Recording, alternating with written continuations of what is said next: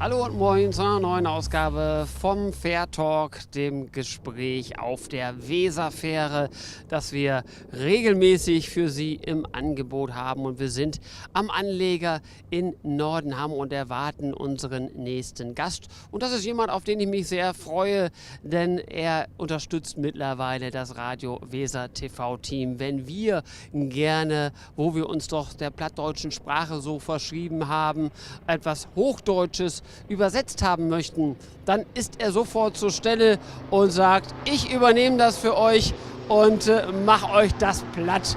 Und der Mann, um den es geht, der macht nicht nur unsere Texte platt, sondern kümmert sich vor allen Dingen darum, hochdeutsche Theaterstücke ins Plattdeutsche zu übersetzen und arbeitet hier vor allen Dingen mit der Niederdeutschen Bühne in Brake zusammen. Die Rede ist von Heino Burhopp und den werden Sie jetzt gleich im Fair Talk kennenlernen, wenn Sie mögen.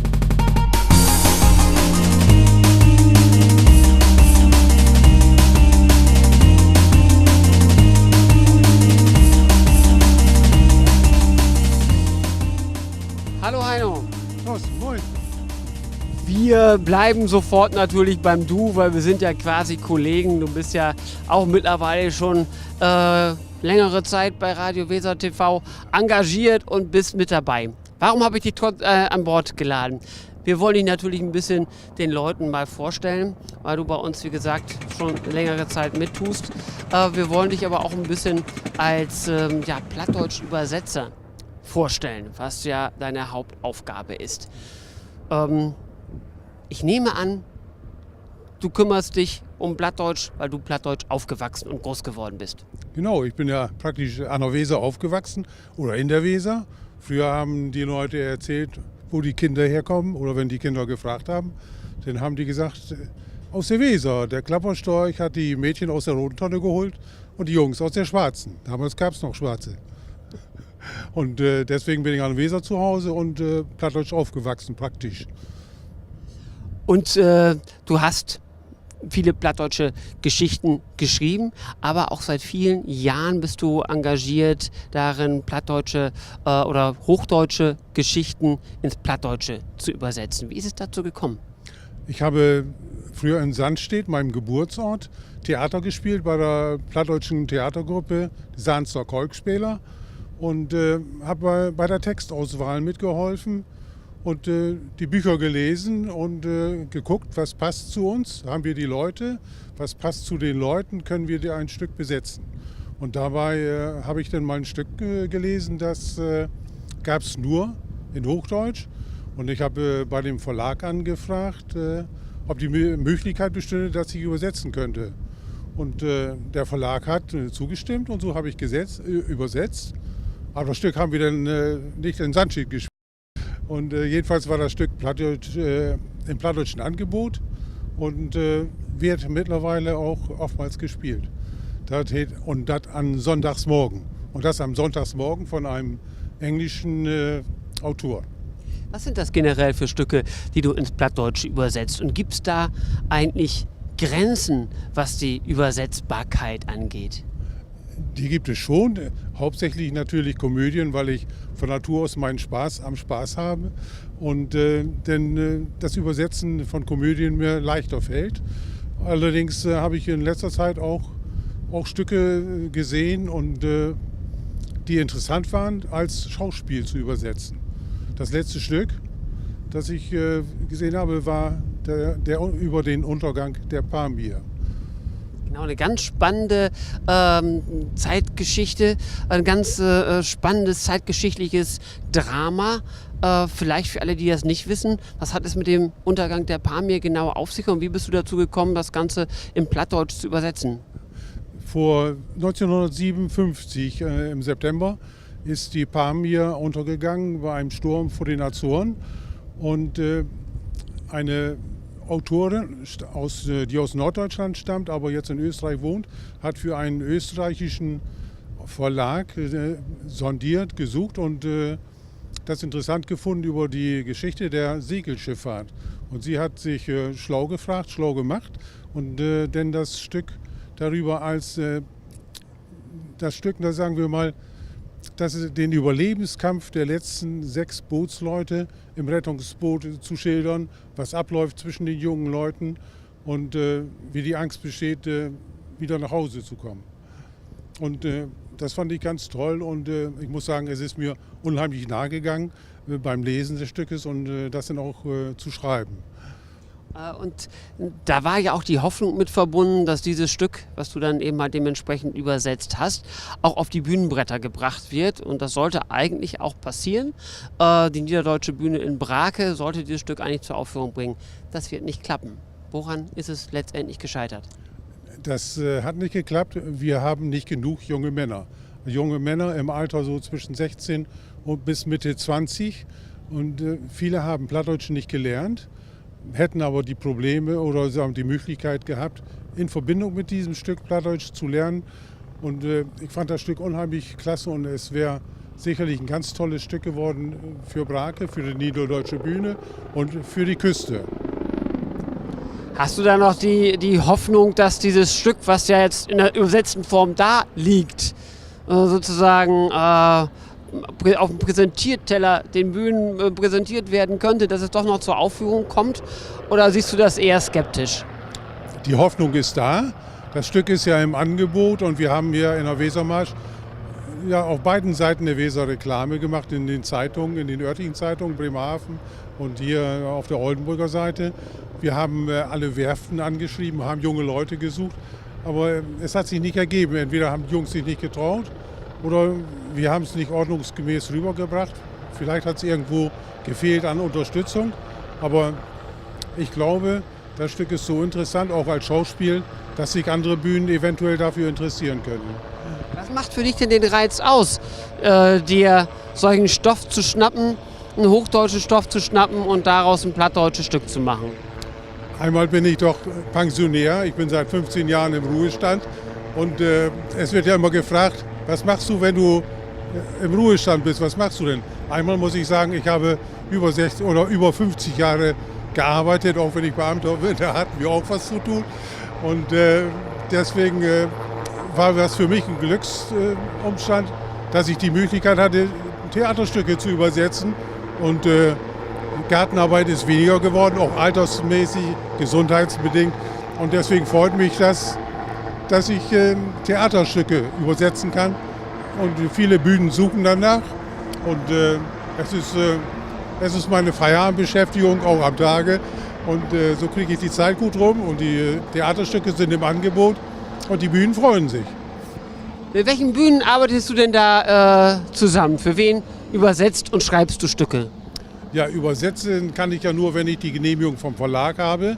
Und wenn ich schreibe, dann habe ich natürlich immer im Hinterkopf, kann das die Braker Bühne spielen. Von der Besetzung her passt das vom Stück her. Aber mittlerweile habe ich oftmals vom Verlag oder von unterschiedlichen Verlagen die Anfrage, es ist ein Stück zu übersetzen, sind Sie frei? Oder die Bühnen rufen bei mir an und fragen, wir sind 5 weibliche, 4 männliche, habt ihr da ein schönes Theaterstück? Und dann kann ich natürlich entsprechend Ratschläge weitergeben, damit die Stücke gespielt werden und hauptsächlich im Winter die Leute hier ein bisschen Spaß haben, auch in der dunklen Jahreszeit. Ist ja so ein Drehbuch oder Textbuch für ein Theaterstück ja nicht gerade auf 2 DIN A4 Seiten zusammengefasst. Das ist ja in der Regel doch ein bisschen mehr Stoff. Wie lange sitzt du da dran, um so ein Theaterstück dann dementsprechend zu übersetzen? Die Zeit ist unterschiedlich. Manchmal habe ich tagsüber Zeit, dass ich den ganzen Tag schreiben kann. Ich muss ja das Stück lesen, ich muss gucken, wie kann ich das Plattdeutsch gut rüberbringen. Zum Beispiel, wenn ich aus Bayern ein Stück habe, das in Bayerisch geschrieben ist. Die schimpfen ja ganz anders wie die Norddeutschen. Und muss ich sagen, hier, wie passt das hier im Norddeutschen? Und dass das passt ist und das kommt mir manchmal gut zu Pass, dass ich dann meine norddeutsche Redeweise einbringen kann, die plattdeutsche Redeweise. Was ist denn die größte Schwierigkeit da? Ich könnte mir vorstellen, dass bestimmte Begriffe, mit denen man im Hochdeutschen ganz normal umgeht, im Plattdeutschen eigentlich gar kein Gegenstück haben. Das bekannteste Wort ist, wenn man schimpft, dass man sagen kann, so ein Schied. Und auf Hochdeutsch hört sich das nicht so flott an. Da kann man dies immer am besten rüberbringen. Auch wenn man hier klein wie eine Föt oder sonst was, wenn man irgendwie mit den Leuten schimpfen will oder meckern will, dann passt das schon. Hier klein wie eine Föt oder komm ich nicht an eine Farbe oder sowas. Das haben wir schon dabei, ja. Aber ansonsten versuche ich im Rahmen zu bleiben. Das soll ja nicht gehässig klingen, wobei mir das manchmal liegt, gebe ich zu. Aber das sind trotzdem noch freundlich rüberzubringen, auch wenn einer böse ist und schimpft, dass das nicht anstößig wirkt. Aber gibt es denn auch so Fachausdrücke, die auftauchen, wo man dann sagt, das kann ich so eigentlich gar nicht ins Plattdeutsch übersetzen, da muss ich irgendwie eine entsprechende Umschreibung finden oder vielleicht sogar auf bestimmte Passagen lieber verzichten, weil es nicht so passt? Gibt es das? Muss man da teilweise wirklich ganze Passagen so ein bisschen umformulieren? Das gibt es natürlich reichlich. Ich bin nicht du, und wenn das hier Betten schaukelt, dann liegt die an den Dampfer. Nee, das gibt reichlich auch Sachen, die man nicht direkt ins Plattdeutsche übersetzen kann. Dann muss ich versuchen, das zu umschreiben. Weglassen oder hinzufügen, dann kommt immer hier das Urheberrechtsgesetz da zur Wirkung und das kann ich mir nicht erlauben, will ich auch nicht. Wenn ich selbst Stücke schreiben könnte, hätte ich es ja gemacht, aber ich habe nicht die Geduld dazu und deswegen freue ich mich, wenn ich diese Stücke habe, die gut sind und die ich übersetzen kann.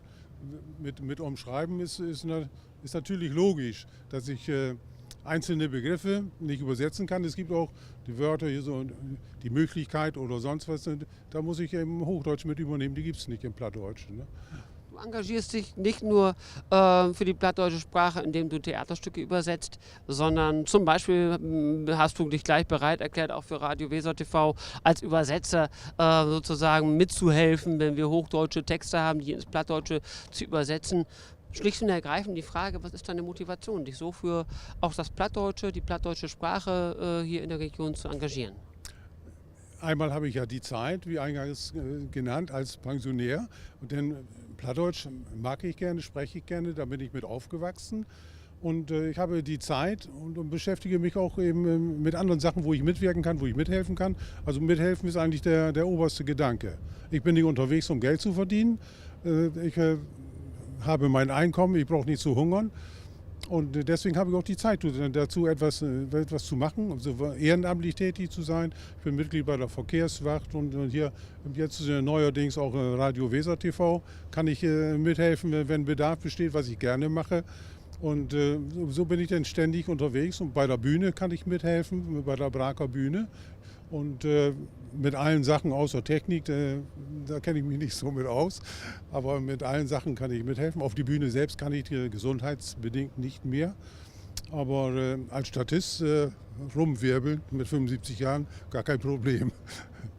Das Rumwirbeln scheint dir wunderbar zu gelingen. Hält das auch jung, sich so an so vielen Fronten zu engagieren und leidenschaftlich mit dabei zu sein? Dadurch, dass ich diese Übersetzertätigkeit habe oder besser gesagt, übertrage ich ja ins Plattdeutsch. Und das ist ja eine Sache, die den Prägen, bisschen den Kopf ein bisschen frisch hält. Die Gedanken laufen noch normal. Wenn ich sage 75, das Alter spielt im Kopf eigentlich keine Rolle. Das ist nur der Körper, der ein bisschen zeitgemäß oder altersbedingt dahin geht. Aber im Kopf, die Gedanken, sage ich immer, sind wie 25. Aber man darf ja auch nicht vergessen, dass das Alter eben bestimmte Tribute zollt. Und da muss man sich anhalten. Ich habe keine Probleme damit, älter zu werden oder sowas. Ich möchte ja gerne alt werden. Gibt es denn noch so einen Wunsch eines Stückes, wo du sagst, das ist nochmal so ein Traum, das würde ich unbedingt gerne nochmal ins Plattdeutsche übersetzen. Du hast eingangs gesagt, eigentlich kommst du so mehr aus den Komödien, hast aber ja mit dem Stück über die Pamir ein ganz, ganz ernsthaftes, trauriges Stück auch aufgegriffen. Gibt es da im Hinterkopf bei dir, egal ob Komödie oder Tragödie oder was dazwischen, so ein Stück, wo du sagst, das möchte ich gerne nochmal übersetzen, wenn es die Möglichkeit gibt? Wenn ich das mal so sagen darf, wir sind ja unter uns. Eigentlich bin ich ein Kulturbanause. Ich habe mich wenig so mit Schriftstellern, mit Romanen, mit anderen Stücken befasst und lebe eigentlich davon, was hier bei diesen kleinen Bühnen, was bei den Verlagen im Angebot ist und was sich einmal hauptsächlich für Komödien eignet. Und wenn ein Verlag käme und sagt dir, wir haben hier ein Stück, das probier mal, ob wir das platt machen können, würde ich das natürlich gerne machen. Aber wie gesagt, ich selbst habe hier von Goethe, Schiller nicht so viel gelernt. Von Hermann Almers früher etwas, der ja aus meinem Geburtsort, aus dem Nachbardorf, aus Rechtenfleet kam. Da musste ich früher mal so ein kleines Referat drüber halten. Und da habe ich mir extra ausgesucht in der Schule, weil das nicht so lang war.